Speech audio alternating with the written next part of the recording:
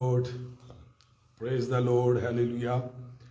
आज सुबह 6 बजे एक बार फिर क्रिसमस सीज़न में और अपना कोल्ड वेदर में कोयटा के इस शदीद ठंड के मौसम में खुदा की शुक्रगुजारी करते हैं और आपको सुबह 6 बजे जो है वो वेलकम करते हैं, गुड मॉर्निंग कहते हैं।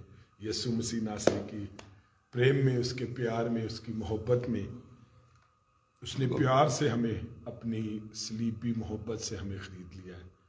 उसने हमारे लिए खून बहाया है, उसने हमसे प्यार किया है।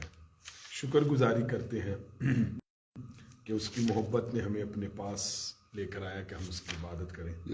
उसकी मोहब्बत हमें हर सुबह जो है वो जगाती है और अपने कदमों में बिठाती है और वो हमसे बड़ी मीठी, बड़ी सुंदर, बड़ी गहरी बातें करता है।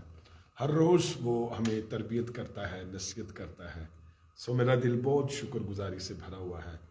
सो इन दिनों पूरी दुनिया में यीशु मसीह के जन्मदिन को दोहराया जा रहा है, मनाया जा रहा है, शुक्रगुजारी की जा रही है और सेलिब्रेट किया जा रहा है, उसे अलामती तौर पर और उसे सकाफती तौर पर और उसे हर तरह से जो है वो शुक्रगुजारी करते मनाया जा रहा है। रूहानी तौर पर मनाया जा रहा है, उसकी शुक्रगुजारी करते। आए आज सुबह मैं और आप भी खुदा की परस्तिश करें, उसकी इबादत करें।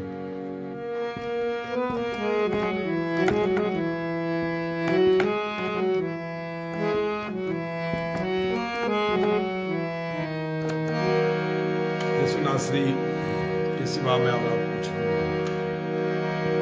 नासरी के सिवा मैं तो कुछ भी नहीं। नासरी के सिवा मैं तो कुछ भी नहीं। होके उससे जुदा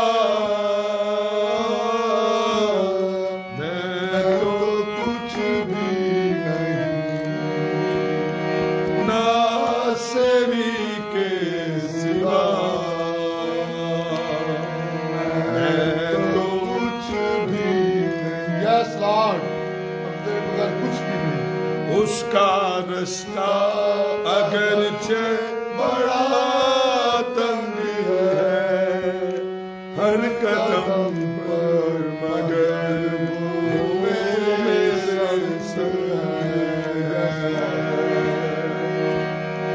उसका रास्ता अगरचे बड़ा तंग है, हर कदम पर मगर वो मेरे संग है। वो मेरा रहनुमा, मैं तो कुछ भी नहीं। वो मेरा रहनुमा, मैं तो कुछ भी नहीं। नासरी के सिवा मैं तो कुछ भी नहीं। यीशु ने कहा इंजील मुकद्दस में कि तुम मुझसे जुदा होकर कुछ नहीं कर सकते। शुक्रगुजारी करते कि हर सुबह जिंदगी का आगाज उस पवित्र नाम, उसकी इबादत, उसकी परस्तिश और इंजील मुकद्दस के खोलने और ताज़ा मन से वो हमें निहार मुंह खिलाता है। उसकी शुक्रगुजारी। उसकी राहों पे चलता रहूं, उम्र भर बीत जाए जिंदगी का सफर। ग्लोरी। उसकी राहों पे चलता रहूं, उम्र भर बीत जाए जिंदगी का सफर। Yes God yes. फज़ल कर तू अता, मैं तो कुछ भी नहीं।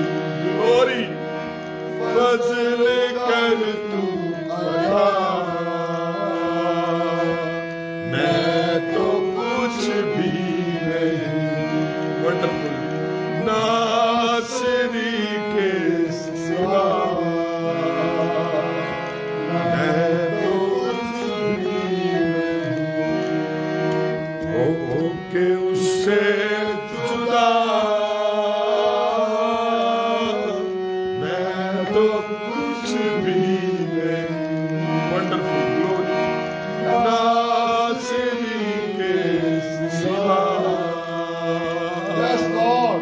मैं तो कुछ भी नहीं। खाक में लौटना है मुझे, ये वतन का बदन छोड़ना है मुझे।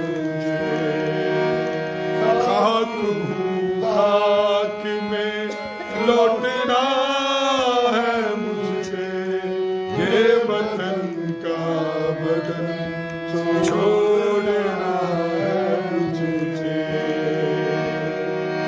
वो ठिकाना मेरा, मैं तो कुछ भी नहीं, नासरी के सिवा मैं तो कुछ भी नहीं। हो के उससे जुदा मैं तो कुछ भी नहीं के सिवा। बातें तुमने लिखी थी उनकी बाबत ये है, मर्द के लिए अच्छा है कि औरत को ना छुए, लेकिन हराम कारी के अंदेशा से हर मर्द अपनी बीवी और हर औरत अपने शौहर रखे। शौहर बीवी का हक अदा करे और वैसा ही बीवी शौहर का। बीवी अपने बदन की मुख्तार नहीं बल्कि शौहर है, इसी तरह शौहर भी अपने बदन का मुख्तार नहीं बल्कि बीवी। तुम एक दूसरे से जुदा ना रहो, मगर थोड़ी मुद्दत तक आपस की रजामंदी से, ताकि दुआ के वास्ते फुर्सत मिले और फिर इकट्ठे हो जाओ। ऐसा ना हो कि गलबा नफ्स के सबब से शैतान तुमको आजमाए, लेकिन मैं इजाज़त के तौर पर कहता हूँ, हुक्म के तौर पर नहीं। और मैं तो ये चाहता हूँ कि जैसा मैं हूँ वैसे ही सब आदमी हों, लेकिन हर एक को खुदा की तरफ से खास खास तौफीक मिली है, किसी को किसी तरह की, किसी को किसी तरह की। खुदावंद का जिंदा कलाम पढ़ा और सुने जाना हम सब के लिए बाइस बरकत हो। आमीन। आमीन। Praise the Lord.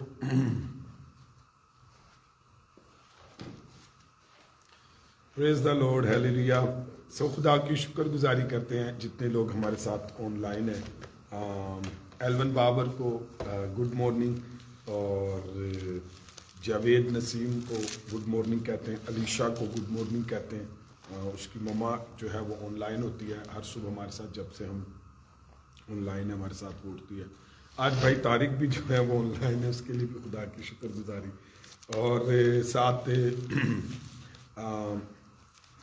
खावर प्रेम के लिए thank you, God bless you. ज़ियारत से हैं वो, कराची से एलवन बाबर हैं, शुक्रगुजारी करते हैं। और पंजाब से जो है वो है, और कुछ अमेरिका से भी हमारे साथ जो है वो हर सुबह खुदावंद की इबादत में शामिल होते हैं, तो उसके लिए भी शुक्रगुजारी करते हैं।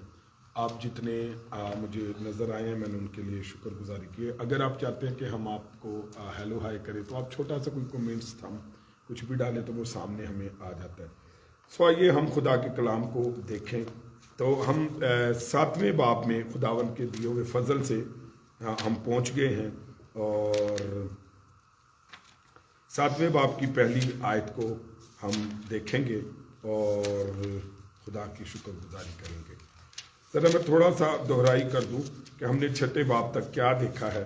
तो खुदा के कलाम में से हमने जो है ना तारुफ देखा पहली 9 आयत में पहले बाब की, और फिर जो है पहले बाब से 6ठे आयत में असल में कलीसियाई अंदर जो कलीसिया में बद नज़मी थी वो देखी। तो उन बद नज़मियों में 4 बद नज़मियाँ हमने देखी। एक ईमानदारों में तफरीके हमने देखे जो पहले चैप्टर के अंदर थे, और चौथे चैप्टर तक वो गई जो तफरीके पर हमने 4 अबवाब की। फिर ईमानदारों में हमने बद इखलाकी देखी जो सिर्फ 5वें चैप्टर के अंदर थी, और फिर हमने ईमानदारों में मुकदमाबाजी देखी जो 6ठे बाब की पहली 11 आयत में थी। फिर हमने ईमानदारों के में इखलाकी ढीलापन देखा, और वो पूरे 6ठे बाब के अंदर था। اب ہم چونکہ 7ویں باب میں آئے ہیں تو 7ویں باب سے 14ویں باب تک ہم دیکھیں گے 7 ابواب میں ایک ہی بات، ایک ہی رجحان چلے گا، اور وہ یہ ہے کہ رسول کی طرف سے کلیسیا کے سوالوں کے وہ جواب دے گا 7ویں باب سے 14ویں باب تک۔ تو جو جن سوالوں کے جواب وہ دینے کو ہے وہ ذرا سن لیجئے کہ پہلے 7ویں باب کے اندر شادی اور تجرد کی وہ بات کرے گا، یعنی شادی اور کنوارے پن کی وہ بات کرے گا، اس سوال کا جواب وہ دے گا، اور پھر 8ویں باب سے 11ویں باب تک وہ جو ہے بتوں کی قربانی کا گوشت کھانے کے بارے میں سوالوں کے جواب دے گا، اور پھر 11ویں باب کی 20ویں آیت سے یا دوسری آیت سے 16ویں آیت تک عورتوں کے سر ڈھانپنے کے بارے میں بات کرے گا اور سوالوں کے جواب دے گا، اور پھر 11ویں باب میں ہی عشاء ربانی کے بارے میں سوالوں کے جواب دے گا، اور پھر 12ویں باب سے 14ویں باب تک روح القدس کی نعمتوں اور کلیسیا میں ان کے استعمال کے بارے میں بات کرے گا۔ اب ہم ان کو دیکھیں گے سوالوں کے جوابوں کو۔ تو آئیں ذرا 7ویں باب میں میں نے آپ سے بتایا کہ رسول کی طرف سے کلیسیا کے سوالوں کے جواب ہیں 7ویں باب سے 14ویں باب تک ہوں گے۔ آئیں پہلے سوال پر بات کریں جو 7ویں باب میں وہ ہے شادی اور تجرد کے بارے میں جو سوالات تھے، کنوارے پن کے بارے میں جو سوالات تھے، وہ ان کے سوالوں کے جواب دیتا ہے۔ تو ذرا پہلی آیت پڑھ دیجئے گا۔ جو باتیں تم نے لکھی تھی ان کی بابت یہ ہے۔ اچھا، یہ جو لکھا ہے نا جو باتیں تم نے لکھی تھی، تو یعنی کہ انہوں نے سوال کیے تھے پولس رسول کو، تو اب وہ ان سوالوں کی طرف آتا ہے، ان سوالوں کے جواب دیتا ہے کہ جو باتیں تم نے لکھی تھی۔ ہاں جی، مرد کے لیے اچھا ہے کہ عورت کو نہ چھوئے، لیکن حرام کاری کے اندیشہ سے نو بس پہلی آیت، ٹھیک ہے، پہلی آیت میں یہی لکھا نا مرد کے لیے اچھا ہے کہ عورت کو نہ چھوئے۔ تو یہ چونکہ تم نے لکھی ہیں تو میں اب تمہیں بتاتا ہوں۔ اب تک پولس کرنتھس کی کلیسیا میں پائی جانے والی ان برائیوں پر بات کر رہا تھا جن کی رپورٹ اسے براہ راست ملی تھی۔ اب وہ ان سوالوں کے جواب دینے کی طرف متوجہ ہوتا ہے جو کرنتھیوں نے اس کو لکھ بھیجی تھی۔ پہلے سوال کا تعلق شادی اور تجرد سے ہے۔ ذرا دیکھیے کیا ہے، اس لیے پہلے وہ ایک موٹا اصول پیش کرتا ہے۔ وہ موٹا اصول کیا ہے، اس کو انڈر لائن کریں۔ مرد کے لیے اچھا ہے کہ عورت کو نہ چھوئے۔ کیا لکھا ہے؟ پہلا اصول، مرد کے لیے اچھا ہے کہ عورت کو نہ چھوئے۔ اب مراد اس سے کیا ہے کہ جسمانی تعلق قائم نہ کرے عورت کے ساتھ۔ پولس رسول کا ہرگز یہ مطلب نہیں ہے کہ غیر شادی شدہ حالت جو ہے وہ شادی شدہ کی حالت سے زیادہ پاک ہے۔ کبھی کبھی ہم سمجھتے ہیں لے بھی جنہوں نے شادی نہیں کی تھی وہ بہتے پاک نہیں، تے کبھی کبھی ہم سمجھتے ہیں کہ جنہوں نے شادی کی ہے وہ ذرا کم پاک ہیں، تو ایسی بات نہیں ہے، نہ ہی بائبل میں مقدس میں ایسی کوئی تعلیم دی جاتی ہے۔ ہاں، لیکن شادی کرنے اور شادی نہ کرنے میں خدمت کے اندر جو ہے وہ تھوڑا سا فرق پڑتا ہے، کیونکہ آپ کی اٹینشنز، آپ ڈائیورٹ ہو جاتے ہیں، آپ کی سوچ، آپ کے سورس، آپ کی ٹائمنگ جو ہے وہ ڈیوائیڈ بھی ہو جاتی ہے اور ڈائیورٹ بھی ہو جاتی ہے۔ تو اس حوالے سے صرف شادی کرنا یا نہ کرنا جو ہے وہ خدمت میں فرق ڈالتا ہے، لیکن بہت پاک اور ناپاک یا کم پاک ہونے میں اس کا کوئی بھی نہیں۔ کبھی کبھی میں نے اور آپ نے بڑا یہ کنسیپٹ بنا لیا، شاید جس نے شادی نہیں کی وہ بڑا پارسا اور پاک ہے شادی شدہ شخص سے۔ ایسا قطعاً خدمت میں نہیں ہے، اور نہ ہی بائبل مقدس کوئی ایسی تعلیم دیتی ہے، اور نہ ہی پولس رسول کوئی ایسی بات کہہ رہا ہے۔ تو اب جب اس نے کہا کہ نہ چھونا، تو وہ یہ قطعاً نہیں سکھا رہا کہ ایک دوسرے سے زیادہ پاک ہے، شادی شدہ غیر شادی شدہ سے زیادہ پاک ہے، ایسا نہیں۔ بلکہ یہ کہ اگر انسان خود کو پوری توجہ کے ساتھ خداوند کی خدمت کے لیے دینا چاہتا ہے تو بہتر ہے کہ شادی نہ کرے، رائٹ؟ اگر آپ شادی نہیں کرتے تو آپ کی سوچ ڈائیورٹ نہیں ہوگی، آپ کی ٹائمنگ ڈائیورٹ نہیں ہوگی، آپ کا روپیہ پیسہ ڈائیورٹ نہیں ہوگا، آپ پیچھے کی طرف دھیان نہیں دیں گے، آپ کو پہلے کچھ بندوبست کرنا نہیں پڑے گا، آپ کو ڈائریکٹلی جو کچھ کرنا ہوگا وہ خدمت کے میدان میں اچھے طور سے آپ کر سکتے ہیں۔ اتنا صرف فرق پڑتا ہے۔ سو اگلی آیات میں اس کی وضاحت کی جائے گی مزید، لیکن آئے دوسری آیت کو ذرا پڑھ دیجیے۔ لیکن حرام کاری کے اندیشہ اندیشے سے ہر مرد اپنی بیوی اور عورت اپنا ہر عورت اپنا شوہر رکھے۔ ہاں، اور ہر اچھا، اب یہاں پر پولوس کو اس بات کا پورا احساس ہے کہ غیر شادی شدہ حالت کے ساتھ، جب آپ شادی شدہ نہیں ہوتے، آپ غیر شادی شدہ حالت میں ہوتے ہیں، تو بہت زیادہ آزمائشیں جو ہیں آپ کے ساتھ وابستہ ہوتی ہیں۔ اگر آپ کنوارے پن میں بیٹا ہے بیٹی ہے خدا کی خدمت کرتے ہیں اور کرتے رہتے ہیں، تو اس میں ایک احساس بہت زبردست ہے جسے بیان کرنا ضروری ہے کہ آزمائشیں جو ہیں وہ وابستہ رہتی ہیں جو ناپاکی میں گرا سکتی ہیں۔ اٹ از پاسبل کہ وہ آپ کو ناپاکی میں، وہ انکلین میں آپ کو لے جائیں۔ تو اس لیے اپنے پہلے بیان میں 7ویں باب کی پہلی آیت کو یوں محدود کرتا ہے کہ لیکن حرام کاریوں کے اندیشے سے۔ اب حرام کاری کا مطلب میں نے بتایا تھا کہ اگر آپ غیر شادی شدہ ہیں اور آپ کے تعلقات ہیں تو یہ حرام کاری ہے۔ ہر مرد اپنی بیوی اور ہر عورت اپنا شوہر رکھے۔ تو چونکہ حرام کاری کرنتھس کی کلیسیا میں تھی تو اس بات کی بھی انہیں ضرورت تھی کہ وہ اس بات کو سمجھتے، اور یہ سوال اٹھا بھی اس لیے، انہوں نے پولس سے لکھا بھی اس لیے کیونکہ یہ پرابلم کیا ہو رہا تھا، چل رہا تھا۔ سو ہر مرد اپنی بیوی رکھے، اس کا کیا مطلب ہے؟ اس کو انڈرلائن کر لیجئے پوری آیت کو، اور جو لکھا نا ہر مرد اپنی بیوی رکھے تو اس کو دائرہ لگا لیے۔ اس کا مطلب ہے now we are focusing in this point, right? تو جب لکھا نا ہر مرد اپنی بیوی رکھے کا مطلب ہے یک زوجی شادی سے ہے، یعنی کہ ایک یک زوجی یعنی کہ ایک بیوی ایک شوہر ہونے کی بات ہو رہی ہے۔ سو آیت 2 میں اس اصول کو قائم کر ہی رہی ہے کہ اپنی امت کے لیے خدا کا وہی اصول جاری ہے جو شروع سے چلا آ رہا ہے کہ ہر شخص کا صرف ایک رفیق زندگی ہو۔ اب یہ آیت ہمیں فوکس کرا رہی ہے کہ ہر مرد اپنی بیوی رکھے، یعنی لکھا ہر مرد جو ہے وہ بیویاں رکھے، یا ہر بیوی جو ہے وہ شوہر رکھے، بہت سے شوہر رکھے، بلکہ یک زوجی شادی پر بات ہو رہی ہے۔ اور یہ اصول یہاں پر یہ نہیں ہے بلکہ یہ خدا کا وہی اصول جاری ہے جو شروع سے کیا ہے چلا آ رہا ہے، ہر شخص صرف کیا کرے، ایک ہی رفیق زندگی اس کی ہو۔ یہ کرسچن ٹیچنگ بھی ہے، تو اسی پر وہ بات کرتا ہے اور اس سوال کا جواب آج ہمیں بھی مل رہا ہے۔ تو تیسری آیت ذرا دیکھیے، تیسری آیت۔ شوہر بیوی کا حق ادا کرے اور ویسا ہی بیوی شوہر کا۔ اب اس سے کیا مراد ہے حق ادا کرنے سے؟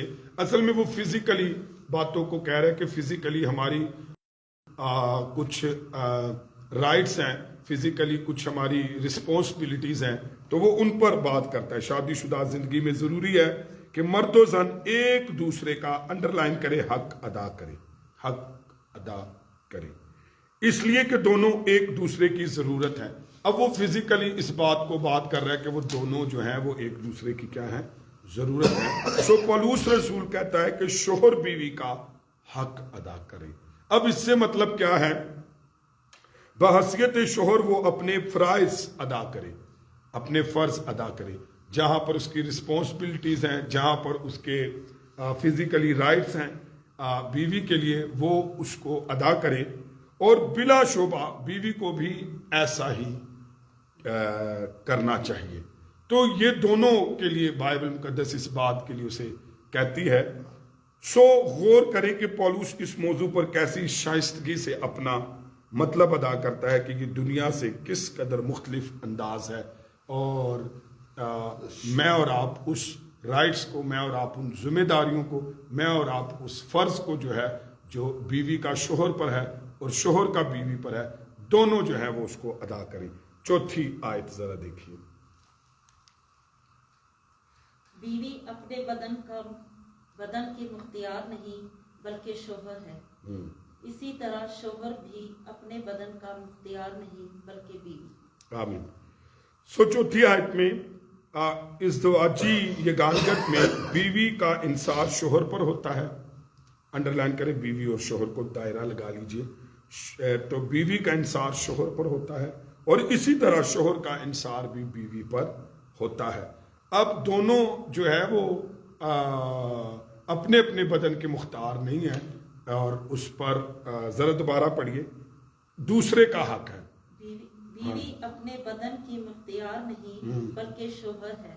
اسی طرح شوہر بھی اپنے بدن کا مختار نہیں بلکہ بیوی. اب یہ فزیکلی بات ہے کہ کس طریقے سے ہم اپنے آپ کو پیش رکھیں اور کس طرح اپنے آپ کو ایک دوسرے کے سپرد کریں.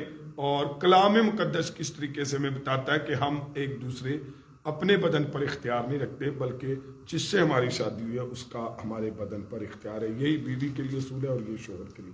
اور اس پاکیزہ ملاپ میں خدا کے حکم کو پورا کرنے میں ضرور ہے کہ شوہر اور بیوی باہم ایک دوسرے پر انصار کو تسلیم کریں. آئے 5ویں آیت ذرا دیکھیے. تم ایک دوسرے سے جدا نہ رہو. اچھا، یہ فزیکلی بتایا گیا تم ایک دوسرے سے جدا نہ رہو اور مگر تھوڑی مدت تک آپس کی رضامندی سے تاکہ دعا کے واسطے فرصت ملے اور پھر اکٹھے ہو جاؤ. ایسا نہ ہو کہ غلبہ نفس کے سبب سے شیطان تم کو آزمائے. اب خدا کا ایک خادم ہے سن کرسٹن جو ہے وہ اس کو اپنے کوڈ میں کہتا ہے. وہ کہتا ہے سادہ زبان میں اس کا مطلب یہ ہے، یہ جو آیت ہم نے پڑھی ہے اس کا سادہ زبان میں وہ کہتا ہے مطلب یہ ہے کہ اگر ایک ساتھی جنسی ملاپ چاہتا ہے تو دوسرا ساتھی اس کا مثبت جواب دے. وہ شوہر اور بیوی جو جنسی ملاپ کے سلسلے میں ایسا رویہ رکھیں گے تو وہ اسے ازدواجی زندگی کا ایک عجیب اور عمدہ جو ہے تسکین بخش پہلو پائیں گے. سیدھی سی وجہ یہ ہے کہ یہ تعلق کسی مصنوعی اور ناممکن الحصول مثالی معیار پر نہیں بلکہ حقیقت پر مبنی ہوگا. غالباً آئیں ہم دیکھیں، آپ اس کو انڈرلائن کریں، ایک دوسرے سے جدا نہ رہیں. اس کو ذرا انڈرلائن کر لیجئے، ہائی لائٹ کر لیجئے یا اس کو دائرہ لگا لیجئے. غالباً جب ان میں سے بعض کو پہل نجات کا تجربہ ہوا تو وہ سوچتے تھے کہ شادی شدہ زندگی کے یہ بے تکلف تعلقات مسیحی زندگی کے مسیحی پاکیزگی کے تصور سے میل نہیں کھاتے. تو جب وہ نجات پاتے تھے تو یہ ان کے لیے بڑا مشکل تھا کہ یہ کیسے سارا ہے، یہ جو ہے بے تکلفی ہے. تو تعلقات مسیحی پاکیزگی کے تصور سے میل نہیں کھاتے. تو پولوس ان کے ذہنوں سے یہ غلط تصور جو ہے وہ دور کرتا ہے کہ اب کیسے آپ جو ہے پہلے تو یہ کہ وہ سوچتے تھے کہ شاید شادی شدہ جب ہم ہو جاتے ہیں تو ہم پاک نہیں رہتے، تو ایسی بات نہیں ہے. بلکہ وہ ان کو اس سوال کا جواب دیتا ہے. وہ کہتا ہے کہ ان کے ذہنوں سے غلط تصور نکالتا ہے اور بڑی سختی سے بتاتا ہے کہ مسیحی جوڑوں پر لازم ہے کہ ایک دوسرے سے جدا نہ رہے. کلیئر؟ تو اس سے یہ ہے کہ کچھ پر پاکیزگی اس کا نہیں، بلکہ پہلے تو وہ یہ کہتا ہے کہ وہ جدا نہ رہے، فزیکلی وہ جدا نہ ہو، اس میں ڈسٹنس نہ ہو اور بہت لانگ ڈسٹنس نہ ہو، تو جدائی نہیں ہونی چاہیے. تو پہلی بات وہ یہاں پر کلیئر کرتا ہے. ایک دوسرے کو باہمی تسکین سے محروم نہ رکھے. جدا نہ ہو یعنی کہ ایک دوسرے کو باہمی تسکین سے محروم نہ رکھے، یعنی ایک رفیق زندگی کو دوسرے کے بدن پر جو حق ہے وہ ادا کرنے سے انکار نہ کیا جائے. یہی تو لکھا ہے کہ وہ ایک دوسرے کے بدن پر وہ کیا رکھتا ہے، مختار ہے. اور عورت بیوی کے بدن پر اور زندگی پر اور بدن پر اور شوہر بیوی کے دونوں ایک دوسرے پر. تو اس لیے اس کو بائبل یہ بتاتی ہے کہ حق ہے اور اس کا انکار نہ کرے. سو استثنائی صورتیں صرف 2 ہیں. اب دیکھیں یہاں پر بالکل کلیئر کر دیا گیا کہ مرد عورت سے جدا نہ رہے، اس کے حق کو نہ روکے، اس کو محروم نہ رکھے اور حق ادا کرے. تو یہ تو یہاں تک ہو گیا. اب جو اگلی بات کہی گئی ہے وہ ہے 2 صورتیں ہیں. ऐसा प्रेज आपस की रजामंदी से हो। क्लियर? अब इसको अंडरलाइन करें, आपस की रजामंदी से। पढ़िए जरा, दोबारा पढ़ दीजिए, एक दूसरे से जुदा ना रहे। उसके बाद जरा पढ़िए अगली बात। मगर थोड़ी मुद्दत तक आपस की रजामंदी हाँ, से। अब यहां पर देखिए कि रजामंदी, ये इस्तिस्नाई सूरतें सिर्फ दो हैं। नंबर एक, ऐसा प्रेस, मतलब जब आपने जुदा रहना है, जब आपने महरूम रहना है, तो फिर आपस की रजामंदी से हो, ताकि शोहर और बीवी को रोजा रखने और क्या क्या लिखा है, दुआ के वास्ते फुर्सत मिले। देखिए कैसी जबरदस्त बात है कि जब आप लॉन्ग फास्टिंग में जाते हैं, लॉन्ग प्रेयर में जाते हैं, तो आपस की रजामंदी में आप ऐसा कर सकते हो। उसमें आप फोकस कर सकते हैं, उसमें आप ध्यान ज्ञान कर सकते हैं। और बाइबल मुकद्दस इसको जो है वो बताती है कि आप इसको किस तरीके से डील कर सकते हैं। और दूसरी बात जो है वो है, ऐसा प्रेज आर्जी होना चाहिए। क्या होना चाहिए? आर्जी। क्या लिखा है? कैसे पता लगता है कि ये आर्जी होना चाहिए? ऐ नहीं कि बस इस चक्कर च जेड़ा ना वो अपने राइट्स और अपनी दूसरे को उसके हक से महरूम कर दिया जाए। तो पहली तो बात है कि इसको आपस की रजामंदी में जरूर अपनाना चाहिए। लेकिन दूसरा असूल इसका ये है कि परहेज ये जो है आर्जी होना चाहिए।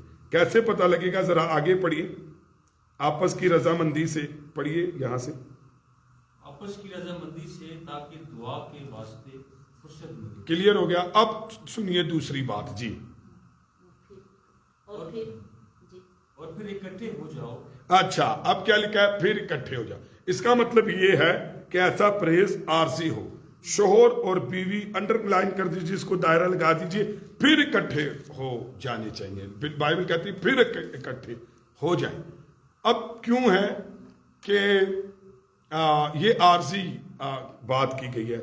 आए आगे क्या लिखा है? मुबादा, एक और खतरा है। तीसरी बात कि गलबा नफ्स के सबब से शैतान उनको आजमाए। तो इस पर जो है वो बहुत सारे प्रॉब्लम्स क्रिएट हो सकते हैं, बहुत सारी चीजें क्रिएट हो सकती हैं, बहुत सारी तकलीफें क्रिएट हो सकती हैं। तो इसलिए बाइबल कहती है कि फिर क्या करे कि गलबा नफ्स के सबब से शैतान उनको आजमाए ना। लेकिन अगर आप इसको लॉन्ग टर्म लेकर जाते हैं तो उसका नुकसान ये होगा कि इब्लीस जो है वो आपको बहका सकता है और बहुत सारे प्रॉब्लम्स और बहुत सारे चीजें जो है वो क्रिएट हो सकती हैं। आए जरा छठी आयत पढ़िए, छठी आयत। लेकिन ये मैं इजाजत के तौर पर कहता हूं, हुक्म के तौर पर नहीं। अब ये आयत बहुत सी क्यास आराइयों और इख्तलाफ राय का बायस बनी है। ये जो आयत अभी हमने पढ़ी है इसमें बहुत सारी क्यास आराइयाँ लोगों ने की हैं और बहुत सारे इख्तलाफ राय का बायस ये आयत बनी है। किस वजह से बनी है जरा आप देखें, इसको अंडरलाइन करें, इस पर हम गौर करेंगे। लेकिन ये मैं इजाजत के तौर पर कहता हूं, हुक्म के तौर पर नहीं। अच्छा, अब क्या इसमें क्यास आराइयाँ और क्या जो है इस पर बहस इख्तलाफात हुए हैं, और वो ये है कि बाज लोग इसका ये मतलब निकालते हैं कि जी पौलुस गुज़श्ता अल्फाज को इल्हामी नहीं समझता। बाज लोग ये कहते हैं कि जी जब उसने ये कहा कि जी ये मैं इजाजत के तौर पर कहता हूँ, हुक्म के तौर पर नहीं कहता, तो बाज लोग कहते हैं कि इसका मतलब है कि पौलुस के इस कहने के से गुज़श्ता अल्फाज को वो इल्हामी नहीं समझता। ये तशरीह सही नहीं है। याद रखिए, जो लोग ये कहते हैं कि जी पौलुस ने जब ये बात कही कि जी ये हुक्म के तौर पर नहीं है, तो लिहाजा वो ये बताना चाह रहा है कि इल्हामी नहीं है। तो याद रखिए, अगर आपको ऐसे कई लोग हैं जब वो फजल की तालीम को झुटलाते हैं, तसलीस की तालीम को झुटलाते हैं, जब यीशु मसीह के अलूहियत को झुटलाते हैं, यीशु मसीह के खुदा होने को झुटलाते हैं, तो फिर वो पौलुस की इन बातों को लेकर कलाम के इल्हामी होने पर भी वो शक करते हैं और कलाम के कई हिस्सों को वो इल्हामी ठहरा देते हैं और कईयों को, और फिर मैं और आप ना इसको समझते होते, मैं और आप भी ये गलत क्या सराई करते हैं और मैं और आप भी गलत बातों को ले। तो लिहाजा पौलुस कतन ये बात नहीं कर रहा کہ وہ الہامی نہیں ہے. اور اگر کوئی ایسی تشریح کرتا ہے, اگر کوئی ایسی تفسیر کرتا ہے, تو یاد رکھیے وہ غلط ہے, وہ تشریح صحیح نہیں ہے. اس لیے کہ پہلا کرنتھیوں 14ویں باب کی 37ویں آیت ذرا پڑھیے, بائبل کیا کہتی ہے. میں نے, آپ یقین مانے, میں نے ایسے پریچرز کو دیکھا ہے جو بڑے ساؤنڈ ٹیچرز, بڑا اچھا ایمان رکھنے والے, لیکن کبھی کبھی وہ بھی کہتے ہیں کہ جی ذرا غور سے سنیے, کہتے لے جی بلا ناغا دعا کرو, اے کیڑا یسوع نے کہا, اے تے پولوس نے کہا.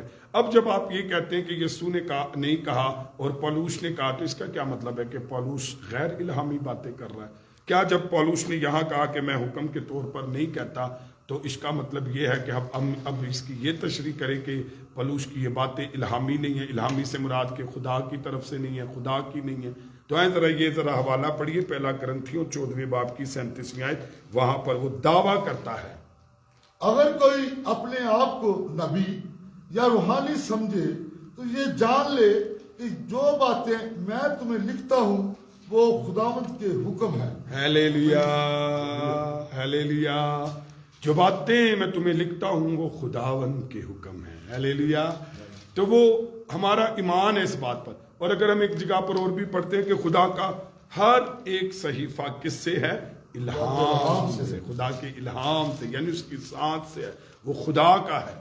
تو قطعاً کبھی یہ غلطی نہ کریں کہ ہم یہ ہینکیاں بینکیاں مارنیاں شروع کر دے اور سپر جو ہے نا سپیریئر آپ بننے کی کوشش کریں اور آپ بدعات کے ہاتھ لگ جائیں اور وہ آپ کو ایسی آیتوں کو لے کر آپ کو ڈسٹرب کریں اور آپ کو خدا کے کلام سے منحرف کریں. یاد رکھیں کہ خدا کے کلام کا ہر ایک صحیفہ الہامی ہے.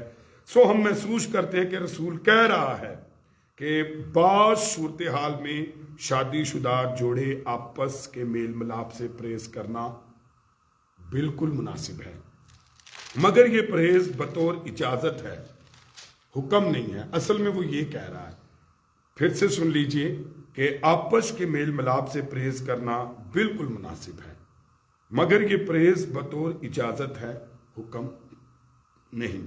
سو مسیحی لوگوں کے لیے مجبوری نہیں کہ اس ملاپ سے اس لیے باز رہیں کہ اپنے آپ کو دعا کے لیے وقف کر سکیں. یاد رکھیے کہ میں اور آپ یسوع کے خون سے پاک کیے گئے. بینگ اے کرسچن یہ ضروری نہیں ہے. تو اصل میں اس رو میں, اس انڈرسٹینڈنگ میں بات کر رہا ہے. اگر منہ تو کے کر لو تو اچھی گل ہے. دیکھیں اب میں آپ جب صبح سویرے دعا کے لیے اٹھتے ہیں اور اگر ہم 15-20 منٹ آدھا گھنٹہ پہلے اٹھ جائیں تو ہم برش بھی کر سکتے ہیں, ہم منہ بھی دھو سکتے ہیں, اچھے سے بیدار بھی ہو سکتے ہیں, ہم چینج بھی کر سکتے ہیں اور پھر اچھے سے اس کی عبادت کر سکتے ہیں. اور ایسا بھی ہو سکتا ہے کہ 2 منٹ پہلے اکھا کھول کے تے وال کھل رہے ہوئے, گڈا لگی ہوئی, کپڑے ٹروزر خالی پہنا ہوا اور بغیر برش کیے منہ دھوئے بھی ہم کر سکتے ہیں. اب بہتری کیا ہے کہ اگر آپ کچھ دیر پہلے اٹھ جائیں تو اس سے آپ کو اچھی بیداری ملے گی اور اچھے سے آپ کر سکیں گے. تو اس حکم میں بھی ایسے ہی ہے کہ بینگ کرسچن ہوتے ہوئے اگر ہم اچھے سے میاں بیوی رضامندی سے کچھ دیر کے لیے ٹھہرا لیں, رک جائیں, تو وہ اس کی کیا بات. تو اگر ایسا نہ ہو تو وہ اسی لیے کہتا ہے کہ ایسی بات نہیں ہے کہ بینگ کرسچن ہوتے ہوئے ہم پر جو ہے اپنے آپ کو دعا کے لیے وقف کرنے کے لیے ایسا ہی کریں. سو بعض علماء کا خیال ہے کہ آیت 6 کا تعلق شادی کے پورے تصور کے ساتھ ہے کہ مسیحیوں کو شادی کرنے کی اجازت ہے لیکن حکم نہیں ہے. رائٹ. سو آئیں ہم ذرا دیکھیں 7ویں آیت. اور میں تو یہ چاہتا ہوں کہ جیسا میں ہوں ویسے ہی سب آدمی ہوں, لیکن ہر ایک کو خدا کی طرف سے خاص خاص توفیق ملی ہے, کسی کو کسی کی طرح, کسی کو کسی طرح کی. آمین. سو 7ویں باب کی 7ویں آیت ہم دیکھیں گے اور پھر دعا کریں گے. یہاں پر اب پولوس کنواریوں کو نصیحت کرتا ہے, تجرد پر بات کرتا ہے کہ یہ بات تو شروع ہی میں واضح ہو جاتی ہے کہ وہ عمر جو ہے وہ غیر شادی شدہ حالت یعنی کنوارے پن کو ترجیح دیتا ہے. اب کس حوالے سے دیتا ہے؟ میں نے پہلے آپ سے کہا ہے قطعاً کبھی یہ نہ سوچیں کہ جی شادی شدہ جو ہے وہ تھوڑا پاک ہے اور کنوارا جو ہے وہ بہت پاک ہے. اس طرح کا کوئی کنسیپٹ نہیں ہے, بلکہ وہ پہلے سے اس بات کنوارے پن کو ترجیح دیتا ہے. اب اس کی وجہ کیا ہے کہ اس کے پاس ایک بڑا تجربہ تھا کہ کوارے پن میں رہ کر اس نے کتنا زیادہ وہ خداوند کے لیے کام کر سکا ہے. سو کوارے پن کو وہ ترجیح دیتا ہے، لیکن وہ جانتا ہے کہ اس پر عمل صرف مسیح کی توفیق ہی سے ممکن ہے. اچھا، اس پر بھی بڑی زبردست بات ہے کہ اس بات کو پہچانے کہ کیا خدا نے اسے تیار کیا، خدا نے اسے قائل کیا، کیا خدا نے اسے توفیق بخشی ہے کہ وہ ایسا کر سکے. اب یہ کسی پر حکم نہیں ہم لگا سکتے یا اسے مجبور نہیں کر سکتے. تو ذرا آئیں دیکھیں، وہ کہتا ہے میں تو یہ چاہتا ہوں، انڈر لائن کریں، کہ جیسا میں ہوں ویسے ہی سب آدمی ہوں. اب جیسا میں ہوں سب آدمی ہوں سیاق و سباق سے روشن ہے کہ اس کا مطلب ہے غیر شادی شدہ، کیونکہ وہ ایسا تھا. اس بات میں بہت اختلاف رائے موجود ہے، کئی لوگوں کی اس بات پر بھی اختلاف رائے موجود ہے کہ پولس ہمیشہ کنوارا ہی رہا یا یہ خط لکھتے وقت رنڈوا ہو چکا تھا. تو کئی لوگ نے کیا کہ نہیں ہو شاید ادو لکھا جدو رنڈوا چکیا سی، اور کئی کہتے ہیں کہ جی وہ. تو لہٰذا ہمیں جو اس خط کے سیاق و سباق سے پتہ چلتا ہے اس کی خدمت سے کہ وہ کنوارا تھا، لیکن لوگوں کی مختلف رائے ہیں. سو آئے لیکن موجودہ نقطے کے لیے اس مسئلے کا تصفیہ ضروری نہیں کہ بھی وہ رنڈوا سی کہ کنوارا سی. تو ایسا مطلب بات تو اگر وہ دونوں کی کر رہے ہیں تو، لیکن بائبل کے بہاؤں میں ہمیں یہ پتہ چلتا ہے کہ وہ کنوارا تھا. سو ہر ایک کو خدا کی طرف سے خاص توفیق ملی ہے. یہ بھی خاص توفیق ہے. کئی شادی کر کر بہت اچھا خدمت کو فوکس کر سکتے ہیں اور کئی بغیر شادی کے، لیکن اس کو جب بھی اختیار کرے وہ توفیق سے کرے کہ خداوند نے آپ کو توفیق دی ہے، خداوند نے آپ پر فضل کیا ہے، خدا نے آپ کو یہ طاقت بخشی ہے کہ آپ ایسا کر سکیں. سو یعنی بعضوں کو خدا کنوارا رہنے کی توفیق دیتا ہے، مگر دوسروں کو خاص بلاہٹ ہے کہ بھائی شادی شدی کر کے بیاہ کے اس کی وفاداری اور بچوں کے ساتھ آپ خداوند کی بیسٹ خدمت کریں. تو بائبل مقدس ہمیں ان حالتوں میں بتاتی ہے، لیکن پولس جو ہے وہ ساتھ ہی بتاتا ہے اپنے تجربے کو بھی، اور بینگا رسول ہوتے ہوئے روح القدس کی قائلیت پہ بھی یہ بتاتا ہے کہ جب ہم کنوارے پن میں خدمت کرتے ہیں تو وہ زیادہ مؤثر ٹھہر سکتی ہے اور زیادہ فوکس ہو سکتی ہے. ہماری بہت ساری چیزیں ڈائیورٹ نہیں ہوتی، ڈیوائڈ نہیں ہوتی، تو ہم زیادہ بہتر کر. سو یہ انفرادی معاملہ ہے اور کوئی ایسا حتمی قاعدہ کلیہ نہیں بنایا جا سکتا کہ جس کا اطلاق سب پر کیا جا سکے کہ نہیں جی ہن سارے شادی کر کے خدمت کریں گے، اور یہ بھی نہیں کہہ سکتے کہ سب پر یہ اپلائی کر دیا جائے کہ نہیں جی کنوارا ہی ہو کے خدمت کرے گا. ایسا نہیں ہے. جیسی خدا نے توفیق دی ہے اس میں میں اور آپ خدا کی خدمت کریں. سو آئے 8ویں آیت سے کل ہم اسے دیکھیں گے. آئے اپنے سروں کو جھکائیں، اپنی آنکھیں بند کریں، خدا کی شکر گزاری کریں ان میٹھی سندر باتوں کے لیے. سارا جلال اپنے خداوند یسوع مسیح کو دیں گے اور اسی ہی کی شکر گزاری کریں گے. میری التماس ہے دلش سے کہ وہ آئے اور خداوند کے حضور دعا کرے اور سارا عزت جلال خداوند کو دیں گے. آ جائیں، باقی لوگ بھی دعا کریں اور اس کی شکر گزاری کریں.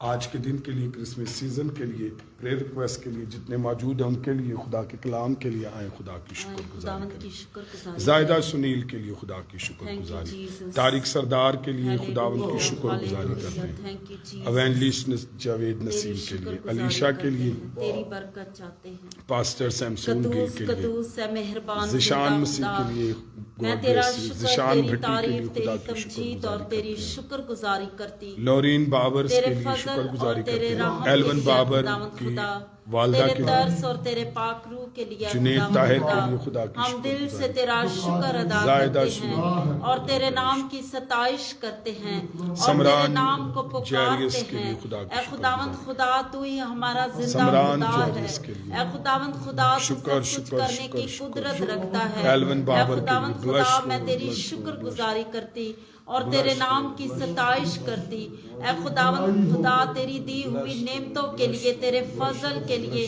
تیرے روح کے لیے، اے خداوند تیرے روح القدس کی حکمت کے لیے، اے خداوند خدا मैं तेरा दिल से शुक्र Bless अदा Lord, करती हूँ। bless ऐ Lord. खुदावन खुदा तेरी बरकत चाहती हूँ। ऐ Bless खुदावन Lord, जितनी bless जिंदगियां Lord, यहाँ bless पर तेरी Lord, bless हजूरी में मौजूद है, ऐ खुदावन एक एक जिंदगी को ऐ खुदावन खुदा मैं तेरे पाक हाथों में देती हूँ। अपने जलाल कुव्वत कुदरत को इनकी जिंदगियों पर नाजिल कर और इनकी जिंदगियों से ऐ खुदावन खुदा तेरे नाम को इज्जत और जलाल Yes, मिले। Jesus, ऐ yes, खुदावन मैं yes. कलीसिया के लिए हर एक इंदा घराने रबा के रबा लिए लका ऐ शदा खुदावन रबा तेरी लका शुक्र शदा। गुजारी करती हूँ और हर एक घराने को ऐ इंदा खुदावन रबा खुदा लबा रबा तेरे लका कभी शदा। हाथों में देती हूँ।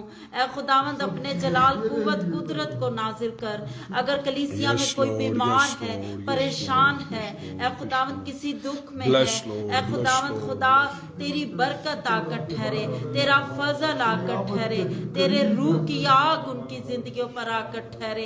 ऐ खुदावंद खुदा अपनी बरकत को नाजिल कर।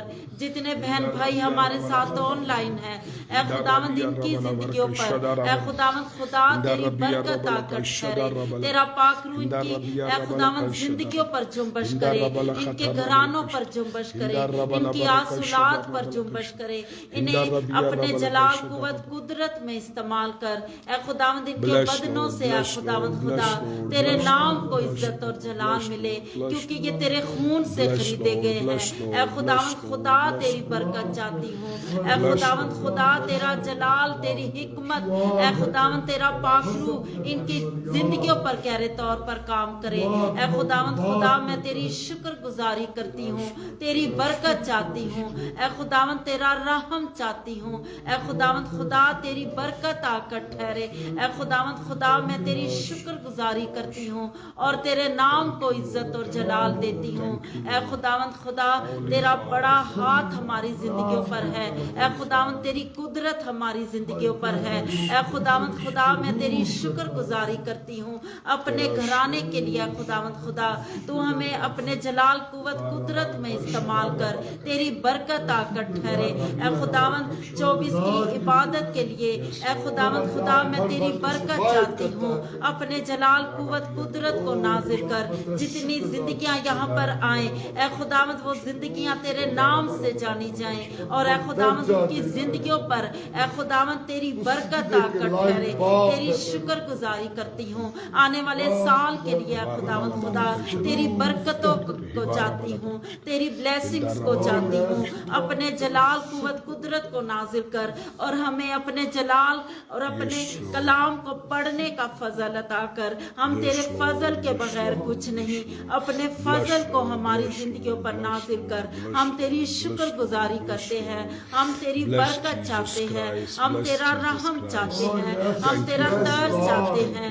अपने जलाल को नाजिल कर और ऐ खुदावंद खुदा जाने वाले साल के लिए ऐ खुदावंद खुदा हम तेरी शुक्र गुजारी करते हैं उन सब बातों के लिए, उन सब बरकतों के लिए, नेमतों के लिए ऐ खुदावंद जो तूने हमारी जिंदगियों पर नाजिल की। हम तेरा शुक्र अदा करते हैं। इसी तरह हम अपने बच्चों के लिए ऐ खुदावंद तेरी हजूरी में बरकत की दुआ करते हैं। अपने जलाल कुव्वत कुदरत को नाजिल कर ताकि हम अपने बच्चों को ऐ खुदावंद खुदा तेरे कलाम की ऐ खुदावंद खुदा बातें बता सके। ऐ खुदावंद खुदा हमें ऐसा फजल अता कर, ऐसी बरकत अता कर ऐ खुदावंद खुदा ताकि ये बच्चे ऐ खुदावंद तेरी हजूरी में दुआ करने वाले हों, कलाम पढ़ने वाले हों। ऐ खुदावंद खुदा तेरी बरकत चाहती हूँ। अपने जलाल कुव्वत कुदरत को नाजिल कर, तेरी बरकत आकर ठहरे, तेरा मसा आकर ठहरे, तेरी कुदरत आकर ठहरे। इसी तरह तेरे बंदा पर ऐ खुदावंद खुदा तेरे जलाल को चाहती हूँ, तेरी हिकमत को चाहती हूँ। अपने कलाम के गहरे मुकाशफात उसकी जिंदगी पर नाजिल कर। तेरी बरकत आकर ठहरे, तेरा मसा आकर ठहरे, तेरी कुदरत आकर ठहरे, तेरा जलाल आकर ठहरे। ऐ खुदावंद अपनी हिकमत अपने कलाम के गहरे भेद उसकी जिंदगी पर नाजिल कर। हम तेरी शुक्र गुजारी करते हैं हर एक बात के लिए खुदावंद खुदा जो तू हमारी जिंदगियों पर नाजिल करता है। हम तेरा शुक्र अदा करते हैं, तेरी बरकत चाहते हैं। हम सबों को छू और अपने जलाल कुव्वत कुदरत में बढ़ने का फजल अता कर। तेरी बरकत चाहते हैं, तू छू और पाक कर। यीशु के नाम से ये दुआ मांगती और पा लेती हूँ, आमीन। اے ہم خداوند کی اس کا یہ دعا کہیں، اے ہمارے باپ تو جو آسمان پر ہے، تیرا نام پاک ہونا چاہیے، تیری بادشاہت ہے، تیری مرضی جیسے آسمان پر ہوتی ہے زمین پر بھی ہو، ہمارے روز کی آج اور جس طرح اپنے قرضوں کو معاف کرتے ہیں قرض ہمیں آزمائش میں نہ بلکہ برائی سے بچا، کیونکہ بادشاہت قدرت اور جلال ہمیشہ تیرا ہے۔ خدا باپ بیٹے روح القدس کی برکت دنیا کے تمام مقدسین حاضر جماعت گھر خاندان زندگیوں کے ساتھ اب دل آباد ہوتی ہے۔